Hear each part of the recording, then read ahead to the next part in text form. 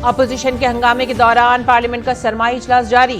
लोकसभा में आज दिल्ली कानून समेत 3 फौजदारी कानून तरमीमी बिल मंजूर कराने के लिए दर्ज, जबकि राज्यसभा में एप्रोप्रिएशन बिल 2023 पर की जाएगी बहस।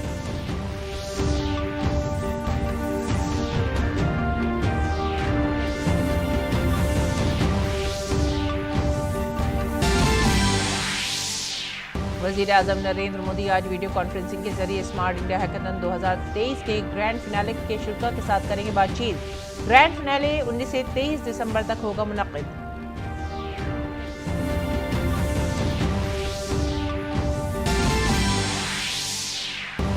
नई दिल्ली में इंडिया इत्तेहाद की चौथी मीटिंग आज। सीटों की तक़सीम और मेंबरान पार्लियामेंट की मुअत्तली समेत कई मामलात पर बहस मुतवक्किल।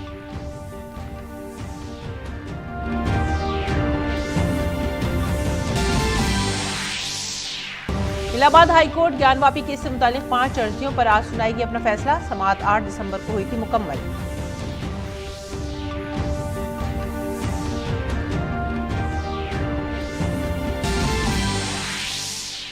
तमिलनाडु में मूसलाधार बारिश की वजह से निज़ामी जिंदगी धर्म भरम। रेलवे और रोड ट्रांसपोर्ट खिदमात बुरी तरह से मुतासिर। गवर्नर ने सूरत हाल का जायजा लेने के लिए बुलाया इजलास।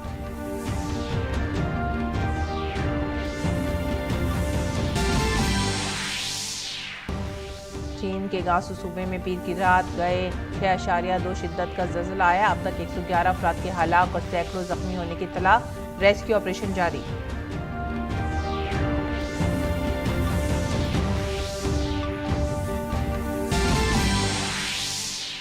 खेलों में भारत और जुनूबी अफ्रीका के दरमियान आज खेला जाएगा दूसरा वनडे मैच। टीम इंडिया की नज़र दूसरा मैच जीतकर सीरीज जीतने पर, जबकि जुनूबी अफ्रीका की नज़र होगी आज का मैच जीतकर सीरीज बराबर करने पर।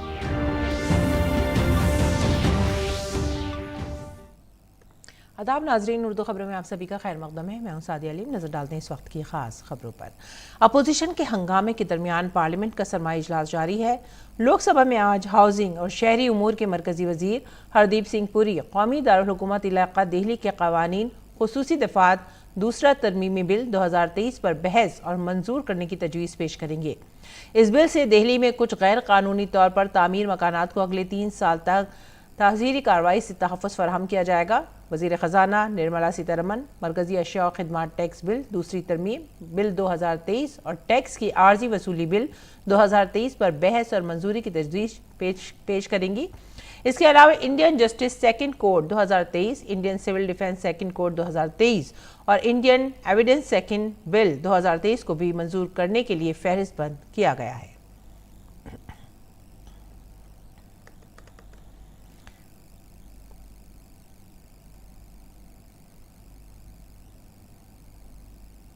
राज्यसभा में वज़ीर ख़जाना निर्मला सीतारमन बहस के बाद एप्रोप्रिएशन बिल नंबर 3 2023 और एप्रोप्रिएशन बिल नंबर 4 2023 को दोबारा लोकसभा में भेजने की तजवीज़ पेश करेंगी।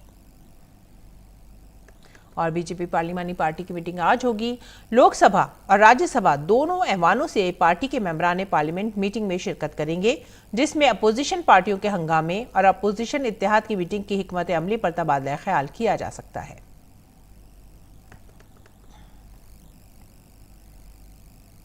वज़ीर-ए-आज़म नरेंद्र मोदी आज 9:30 बजे वीडियो कॉन्फ्रेंसिंग के जरिए स्मार्ट इंडिया हैकाथन 2023 के ग्रैंड फिनाले के शुरा से बातचीत करेंगे। वज़ीर-ए-आज़म इस मौके पर शुरा से खिताब भी करेंगे। वज़ीर-ए-आज़म के नौजवानों की क़यादत में तरक्की के विजन के मुताबिक स्मार्ट इंडिया हैकाथन एक मुल्क गिर पहल है, जिसके तहत तलबा को हुकूमत की वजारतों और महकमों, सिनतों और दीगर तंजीमों में दरपेश संगीन मसाइल को हल करने के लिए एक प्लेटफॉर्म फराहम किया जाता है। इस साल SIH का ग्रैंड फिनाले आज से 23 दिसंबर तक मुनक़्क़िद किया जा रहा है। SIH 2023 में 44,000 टीमों से 50,000 से ज़्यादा आइडियाज़ मौसूल हुए हैं, जो कि पहले SIH के मुकाबले में तकरीबन 7 गुना इजाफे को जाहिर करता है। मुल्क भर के 48 नोडल मराकज़ में मुनक़्क़िद होने वाले ग्रैंड फिनाले में 12,000 से ज़्यादा शुरा और 2500 से ज़्यादा कंसल्टेंट शिरकत करेंगे। खलाई technology, smart city, disaster management, robotics और ड्रोन विरासत और सकाफत जैसे मौज़ूआत पर हल फराहम करने के लिए इस साल के ग्रैंड फिनाले के लिए 1282 टीमों का इंतखाब किया गया है। और स्मार्ट इंडिया हैकाथन के छठे एडिशन का ग्रैंड फिनाले आज मुल्क के 48 मराकज़ पर शुरू होगा। ग्रैंड फिनाले में मुल्क भर से 1200 टीमें हिस्सा ले रही हैं, जो 230 से ज्यादा मसाइल का हल ढूंढने की कोशिश करेंगे। दुनिया के सबसे बड़े स्मार्ट इंडिया हैकाथन से मुतालिक AICTE के चेयरमैन प्रोफेसर TG सीताराम से बातचीत की हमारे नुमाइंदे निशांत सौरभ ने।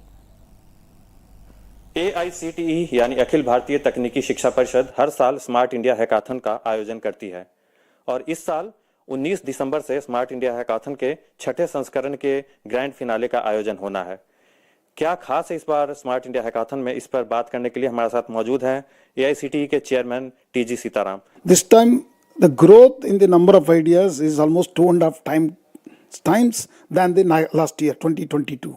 If we look at when Smart India Hackathon started 2017 to 2023, 7 times बढ़ोतरी हो गया है. A lot of girls students are also participating.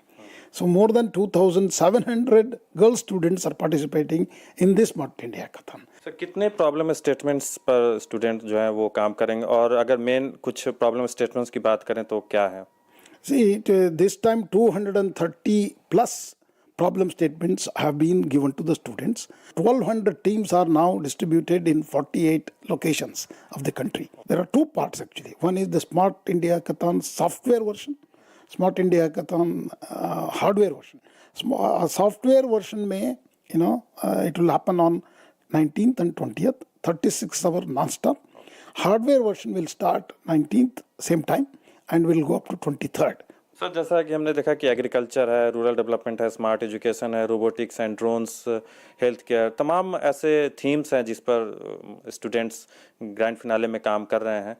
तो कुछ अगर इंटरेस्टिंग अगर प्रॉब्लम स्टेटमेंट आपके नॉलेज में है तो अगर आप शेयर करना चाहें। This time space department of space से प्रॉब्लम स्टेटमेंट है, where in for example, Land Rover is landing on the moon surface.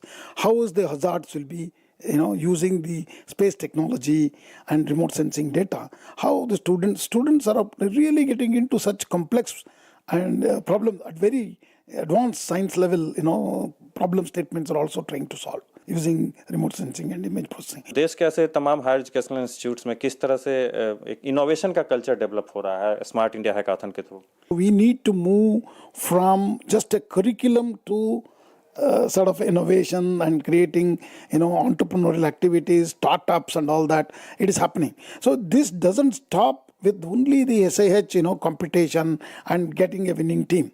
It goes beyond that. These ideas are translated to patents, okay?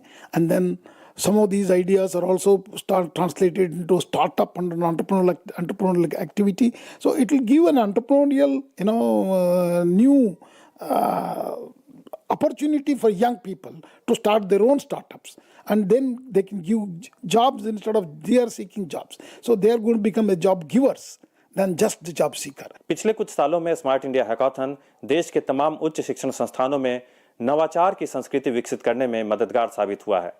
Camera person Vishwabandhu के साथ Nishant Saurabh, DD news, Delhi. और India alliance में शामिल जमातों का इजलास मंगल यानी 19 दिसंबर को होने जा रहा है। इत्तेहाद की पिछली 3 मीटिंगों के मुकाबले में इस बार सूरत हाल काफ़ी मुख्तलिफ है। तीसरी मीटिंग के बाद से इस मीटिंग में एक लंबा वक्फा है और 5 रियासतों के इंतखाबात में भी इत्तेहादी जमातों के दरमियान तनाव सामने आया था। ऐसे में सबकी नजरें इस मीटिंग पर लगी हुई हैं। आइए जानते हैं इसकी तफसीलात। अलग अलग सुर, बिगड़ी ताल, लेकिन ताल से ताल मिलाने की कोशिश में इंडिया कोएलिशन का मंच एक बार फिर से सज गया है और ये अब मीटिंग के लिए तैयार है। Opposition Indian national development inclusive alliance का कारवां कौमी दारुल हुकूमत दिल्ली पहुंच गया है। मगरबी बंगाल की वजीर आला और तृणमूल कांग्रेस TMC की सरबराह ममता बनर्जी, राष्ट्रीय जनता दल के सरबराह लालू यादव, बिहार के नायब वजीर आला तेजस्वी यादव और बहुत से दीगर लीडरान इसमें शामिल हैं। लालू यादव समेत इंडिया अलायंस के तमाम रहनुमा 2024 के इंतखाबात में बीजेपी को शिकस्त देने का दावा कर रहे हैं। बीजेपी का दावा है कि बीजेपी 2024 के इंतखाबात में मुसलसल तीसरी मर्तबा हुकूमत बनाएगी, जबकि अपोजिशन अपनी जीत का दावा पेश कर रही है। दावों और जवाबी दावों के दरमियान दिल्ली में अपोजिशन इत्तेहाद की मीटिंग होगी। नीतीश कुमार का तो समय चला गया। जब से उन्होंने विधानमंडल में दलित और महिलाओं के बारे में जिस प्रकार की ओछी टिप्पणी की, उसके बाद उनकी जो दावेदारी थी संयोजक पद के लिए, वह दावेदारी भी खत्म हो गई। प्रधानमंत्री पद का उम्मीदवार तो दूर की बात, जो संयोजक बनने से वो खुश थे कि मैं संयोजक बन जाऊंगा, वो दावेदारी खत्म हो गई। कुछ नहीं है, महागठबंधन एक आईवास है, इसके सिवा कुछ नहीं है। मोदी जी के लिए देश की जनता ने तय कर दिया है, नरेंद्र मोदी 2024 में प्रधानमंत्री होंगे। वहीं इंडी गठबंधन के कई दलों पर करप्शन के इल्जामात लगातार लगते रहे हैं। पंजाब में गैंगस्टर्स का राज चल रहा है। किसान हो, मजदूर हो, नौजवान, सब मुलाजिम हो, सब धरने में बैठे हुए हैं। एक भी उनकी गारंटी पूरी नहीं हुई है। किसी महिला को 20 महीने में 20,000 मिला, 1,000 तक किसी को नहीं मिला। सब फेलियर हो गया। इसी करके मजदूरों को डरा धमका के नरेगा के मजदूरों को रैली पे ले जाया जाता है। तो 13 सीटें इनको कहाँ से आ जाएगी? ये देश को दिखाने के लिए है। अफसोस ये है कि पंजाब के पैसे लूटे जा रहे हैं। केजरीवाल और भगवंत मान दोनों इकट्ठे होकर लूट रहे हैं। इंडी इत्तेहाद की पिछली 3 मीटिंगों के मुकाबले में इस बार सूरत हाल कुछ मुख्तलिफ है। तीसरी मीटिंग के बाद से इस मीटिंग में एक लंबा वक्फा है और 5 रियासतों के इंतखाबात में भी हिंदुस्तानी इत्तेहाद की इत्तेहादी जमातों के दरमियान तनाव खुलकर सामने आ रहा है। ऐसे में सबकी नजरें इस मीटिंग पर लगी हुई हैं। कांग्रेस सदर मल्लिकार्जुन खड़गे ने पहले ही ये मीटिंग बुलाई थी, लेकिन नीतीश कुमार, हेमंत सोरेन, ममता बनर्जी और अखिलेश यादव के इनकार के बाद मीटिंग को मुलतवी करना पड़ा था। कभी तनाज़ात तो कभी दरार और कभी मुआहदे के दरमियान इख्तलाफात की वजह से ये मीटिंग अब बहुत अहम हो गई है। देखना बाकी है कि अब ये खानदान सीटों की तकसीम समेत मुख्तलिफ मसाइल पर क्या मौक़िफ़ इख्तियार करता है। Bureau report, DD news.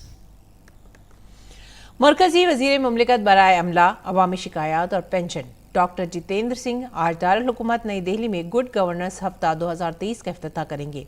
Good governance हफ्ता 25 दिसंबर को मनाए जाने वाले गुड गवर्नेंस डे तक मुनक़िद किया जाएगा। आज की तकरीब में 2014 से 2023 तक 25 इलाकाई कॉन्फ्रेंसों के सफ़र पर एक खुसूसी किताबचा, मरकजी अवामी शिकायत के इजाले और निगरानी के निज़ाम की सालाना रिपोर्ट और खुसूसी मुहिम एडिशन 3 के नताइज पर एक काफ़ी टेबल बुक का इजरा भी किया जाएगा। इंतज़ामी इस्लाहात और अवामी शिकायत का महकमा मरकजी सेक्रेटरीट में फैसला साजी की इस्ताद बढ़ाने की पहल के नताइज पेश करेगा। इसके साथ ही शहरियों को अवामी शिकायत दर्ज करने में सहूलत फराहम करने के लिए ई-ऑफिस, एडवांस्ड एनालिटिक्स डैशबोर्ड और सेंट्रलाइज्ड पब्लिक ग्रीवेंसेस रेजिस्ट्रल एंड मॉनिटरिंग सिस्टम का मोबाइल ऐप लॉन्च किया जाएगा। डॉक्टर जितेंद्र सिंह खुसूसी मुहिम 3 के दौरान वजारतों और महकमों के बेहतरीन लाहेअमल से मुतालिक एक नुमाइश का भी इफ्तिताह करेंगे। महाराष्ट्र और उत्तर प्रदेश की रियासतें अपनी अच्छी हुक्मरानी के ज़ाब्तों को भी पेश करेंगी।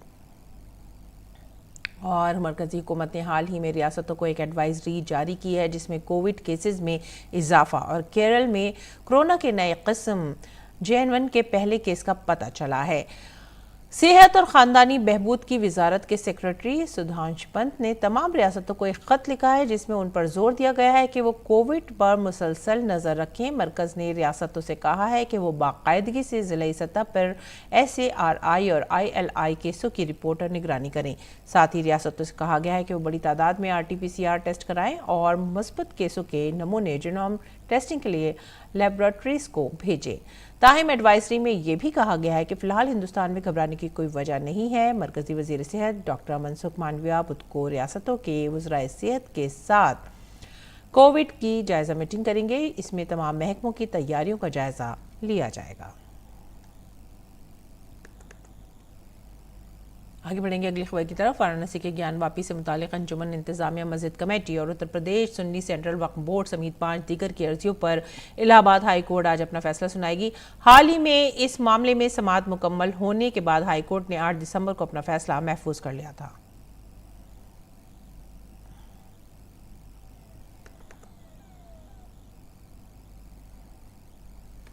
गोवा का आज यौम आज़ादी है। ये दिन हर साल 19 दिसंबर को बड़ी धूमधाम से मनाया जाता है। गोवा अपने खूबसूरत साहिलों, नाइट लाइफ और ओपन लाइफस्टाइल के लिए मशहूर है। भारत की आज़ादी के बाद भी कई रियासतें ऐसी थीं जो बैरूनी ताकतों के हाथों में थीं। इन रियासतों में से गोवा भी थी, जिस पर पुर्तगालियों ने 450 साल हुकूमत की है। भारत को 15 अगस्त 1947 को आज़ादी मिली, लेकिन रियासत गोवा अब भी पुर्तगालियों के कब्जे में थी। गोवा मुल्क की आज़ादी के 14 साल बाद 19 दिसंबर 1961 को भारत में शामिल हुई। इस वक्त से हर साल 19 दिसंबर को गोवा के यौम आज़ादी के दिन के तौर पर इस दिन को मनाया जाता है। और सदर जमहूरिया द्रौपदी मुर्मू ने गोवा को आज़ाद कराने वाले शहीद फौजियों को सलाम किया है।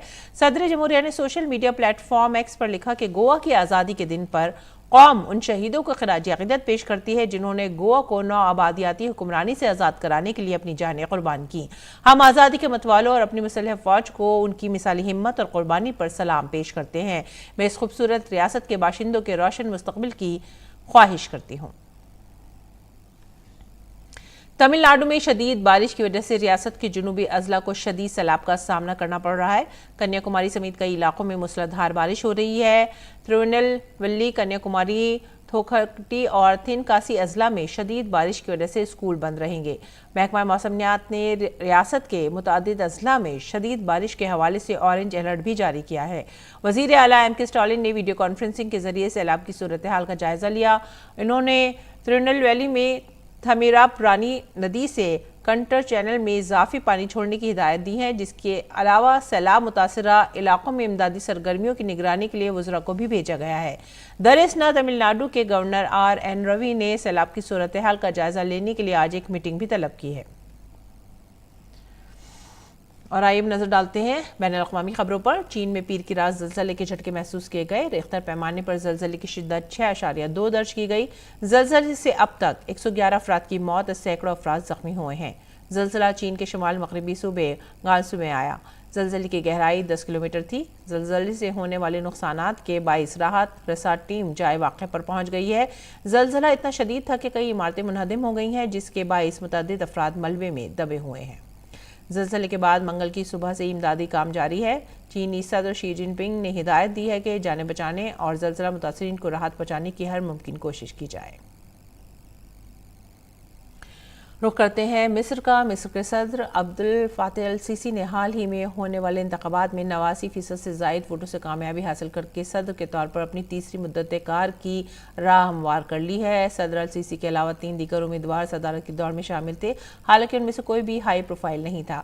इस बार सदारती इंतखाबात में 66% से ज़्यादा वोटिंग देखने में आई है, जबकि 2018 में होने वाले इंतखाबात में सिर्फ 41% वोटर्स ही वोट डालने के लिए घरों से निकले थे। सदर अल सीसी ने इससे कबल 2014 और 2018 के सदारती इंतखाबात में कामयाबी हासिल की थी। दोनों इंतखाबात में वो तकरीबन 97% वोटों के बड़े फ़र्क से जीतने में कामयाब रहे थे। अमरीकी वज़ीर दिफ़ा लॉयड ऑस्टिन इसराइल के दौरे पर है। इस दौरान इसराइली वज़ीर आज़म ने मुश्तरका प्रेस कॉन्फ्रेंस की। इसराइली वज़ीर आज़म ने एक बार फिर से इस बात का यादा किया कि हमारा हदफ हमास के खिलाफ मुकम्मल फतह हासिल करना है। ये जंग सिर्फ इसराइल की नहीं है बल्कि अमरीका की भी है, क्योंकि ईरान ने बाबल मंदीब का समुद्री रास्ता बंद करने की धमकी दी है, जो कि दुनिया के लिए जहाज़रानी की आज़ादी के लिए एक बड़ा खतरा है। पीर को एक प्रेस कॉन्फ्रेंस के दौरान इसराइली वज़ीर आज़म बेंजामिन नेतन्याहू ने इसराइल की हिमायत पर वाशिंगटन का शुक्रिया अदा किया। ऑस्टिन ने कहा है कि वो यहाँ ये वाज़ेह करने आए हैं कि अमरीकी सदर जो बाइडन बारहा कह चुके हैं कि हमारी इसराइल से वाबस्तगी है। हम इसराइल के खिलाफ मजबूत है। इसराइल एक छोटा और मुत्तहद मुल्क है। इसराइली हमास की हौलनाकियों से मुतासिर है। अमरीकी शहरियों के साथ इसराइली शहरी भी हमास के कैद में हैं। इसराइल के साथ हमारी वाबस्तगी का अज़्म हम करते हैं। कोई फ़र्द, ग्रोह या मुल्क हमारे अज़्म का इम्तिहान न ले। उन्होंने कहा कि ईरान को हौसियों के हमलों की मुखालफत करनी चाहिए और ये कि अमरीका इसराइल को दरकार हथियार और साज सामान फराहम करेगा। और इस बीच इसराइल हमास का तनाज़ा अब भी जारी है। लेबनान से दाखिल गया एक रॉकेट इसराइल के शुमाली शहर किर्यात शमूना पर गिरा है, जिसकी वजह से नुकसान हुआ है, ताहम कोई जानी नुकसान नहीं हुआ है। लेबनान में हिजबुल्लाह अमरीकी ठिकानों पर हमले के लिए लड़ाका तैयारों का इस्तेमाल कर रहा था। लेबनान में 130 से ज़ायद अफराद हलाक हो चुके हैं, जिनमें हिजबुल्लाह के 94 जंगजू और 17 आम शहरी शामिल हैं। इसराइल में 8 फौजी और 4 आम शहरी मारे गए हैं। अमरीकी साहिली रियासत मैसाचुसेट्स में, पेंसिल्वेनिया और न्यू हैम्पशायर में गुज़िश्ता रोज़ शदीद बारिश और बर्फबारी हुई है, जिसकी वजह से इन रियासतों की नदियों में तेज़ी आ रही है। US नेशनल वेदर सर्विस ने कहा है कि तूफान जल्द ही मशरक़ी कनाडा की तरफ बढ़ेगा और शुमाली वस्त बहरे ओकियानूस के साहिल और जनूबी न्यू इंग्लैंड के साहिल के साथ बारिश और तूफान की तवक्को है।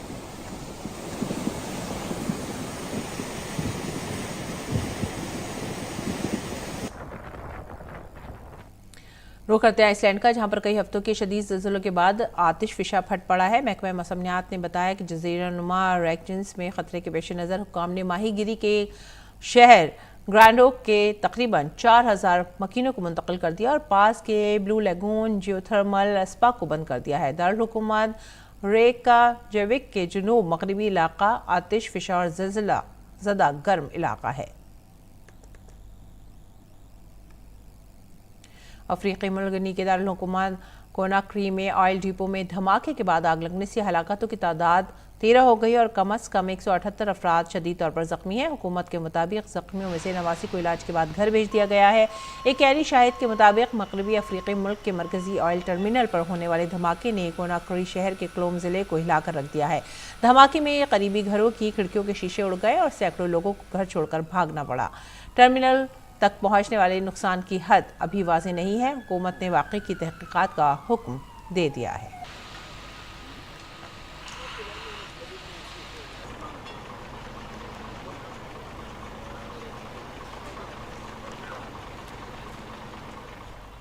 और आइए अब नजर डालते हैं दिल्ली से शाया होने वाले उर्दू अखबारात पर।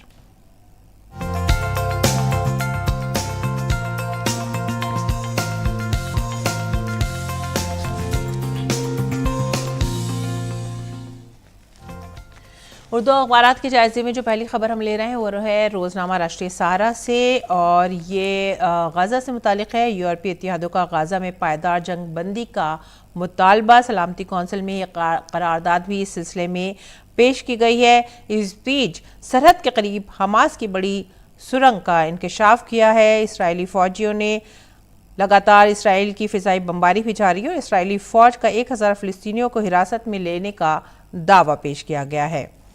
आगे बढ़ते हैं अगली खबर की तरफ जो कि राष्ट्रीय सहारा से ही है और ये है वाराणसी में 19,000 करोड़ के प्रोजेक्टों का संग बुनियाद रखा गया है। काशी समेत पूरे मुल्क की तरक्की के तईं बीजेपी हुकूमत के अज़्म को दोहराते हुए वज़ीर आज़म नरेंद्र मोदी ने अपने तीसरे म्यादकार में भारत को दुनिया की तीसरी माशी बड़ी ताकत बनाने का अज़्म दोहराया। आगे बढ़ते हैं अगली खबर की तरफ। इनकलाब को रुख करते हैं और ये अपोजिशन के 92 अरकान से मुतालिक है जिनको मुअत्तल कर दिया गया है। अपोजिशन के 92 अरकान मुअत्तल हुए हैं और अपोजिशन के ज़रिए अमित शाह से बयान देने के मुतालबे पर ये कार्रवाई हुई है। अपोजिशन जमातें इस कार्रवाई पर एहतजाज दर्ज करा रही हैं। आगे बढ़ते हैं अगली खबर की तरफ।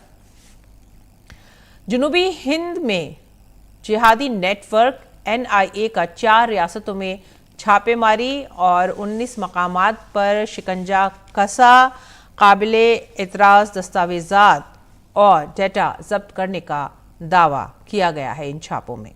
आगे बढ़ते हैं अगली खबर की तरफ। अखबार मशरक़ की यह खबर जम्मू कश्मीर के तरमीमी बिलों पर पार्लियामेंट की मंजूरी और उसके बाद जो खबर ले रहे हैं वो है हिंदुस्तान एक्सप्रेस से। अगली सुर्खी तमिलनाडु में शदीद बारिश का कहर, 4 अजला के स्कूल बंद हैं और इस सिलसिले में ऑरेंज अलर्ट जारी किया गया है और रियासत में इंतज़ामिया भरपूर कोशिश कर रही है कि इस शदीद बारिश और तूफ़ान से नुकसान कम से कम हो और राहत का काम तेज़ी से यहाँ पर किया जा रहा है। अगली खबर लेंगे और ये अंडरवर्ल्ड डॉन दाऊद इब्राहिम से मुतालिक है जिसे कराची के अस्पताल में दाखिल किया गया है। फिलहाल उनकी हालत मुस्तहकम बताई जा रही है लेकिन जहर देने का शक किया जा रहा है। तो ये थे आज के उर्दू अखबारात और उनकी सुर्खियां। अब रुख करते हैं खेल के मैदान का। भारत और जनूबी अफ्रीका के दरमियान 3 वनडे मैचों की सीरीज का दूसरा मैच आज खेला जाएगा। जनूबी अफ्रीका में खेली जा रही सीरीज में टीम इंडिया 1-0 से आगे है। भारत ने पहले मैच में जनूबी अफ्रीका को 8 विकेट से शिकस्त दी थी। ऐसे में भारतीय टीम ये मैच जीतकर वनडे सीरीज में 2-0 की नाकाबिले तस्खीर बरतरी हासिल करना चाहेगी। इसके साथ ही जनूबी अफ्रीका की कोशिश होगी कि वो किसी भी कीमत पर यह मैच जीतकर सीरीज को बराबर करे। IPL 2024 के लिए खिलाड़ियों की नीलामी आज दुबई में होगी। यह पहला मौका है जब मुल्क के बाहर IPL नीलामी हो रही है। इस ऑक्शन में 333 क्रिकेटरों में से 77 खाली जगहों को पुर करने की कोशिश होगी। ये एक मिनी नीलामी होगी। सभी टीमों के पास ज्यादातर खिलाड़ी पहले से ही मौजूद हैं। इस ऑक्शन में सभी फ्रेंचाइजी कुछ नए खिलाड़ियों को खरीदकर अपनी टीम को और मुतवाजन करना चाहेंगे। आइंदा साल IPL 2025 में बड़ी नीलामी होनी है। इससे पहले ये आखिरी मिनी ऑक्शन है। ऐसे में सभी टीमें इस साल को ये यकीनी करना चाहेंगी कि जो 5 खिलाड़ी उन्हें आइंदा 5 साल के लिए टीम में चाहिए वो इस साल टीम में रहें ताकि आइंदा साल ऑक्शन से पहले उन्हें रिटेन किया जा सके। और आइए अब नजर डालते हैं मौसम के हाल पर।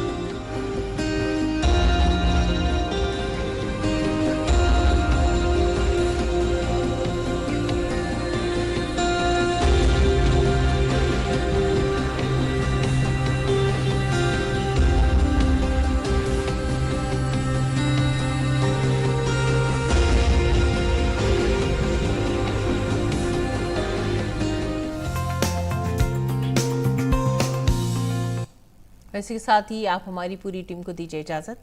आदाब।